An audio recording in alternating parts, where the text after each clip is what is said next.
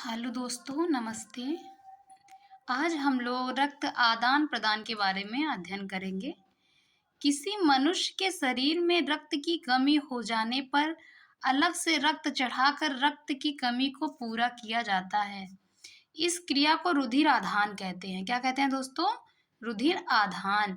किसी मनुष्य के शरीर में रक्त की कमी हो जाने पर अलग से रक्त चढ़ाकर रक्त की कमी को पूरा किया जाता है। इस क्रिया को रक्त आधान कहते हैं।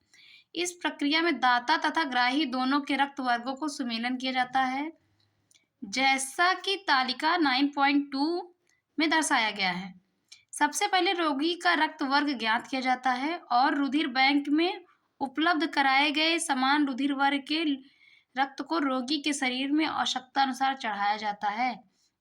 रुधिर बैंक से प्राप्त रक्त को रोगी को देने के पूर्व भली भांति देखा जाता है कि वह एचआईवी, मानव प्रतिरक्षा अपूर्णता, विषाणु मुक्त है।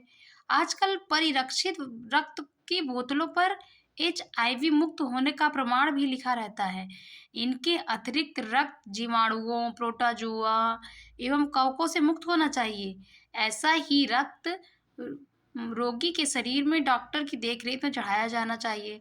रुधिर देने वाले को दाता तथा रुधिर प्राप्त करने वाले को ग्राही कहते हैं। रुधिर वर्ग ओ सर्वदाता तथा रुधिर वर्ग AB सर्वग्राही होता है।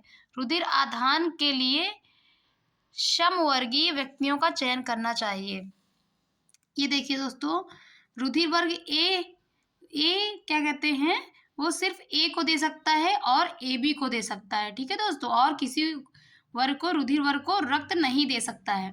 जो रुधिर वर्ग बी है वो केवल क्या कहते हैं, रुधिर वर्ग बी को रक्त दे सकता है और AB को।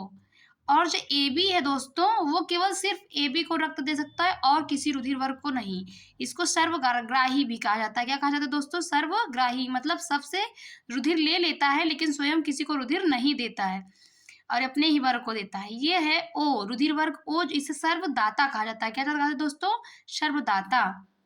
धन्यवाद दोस्तों।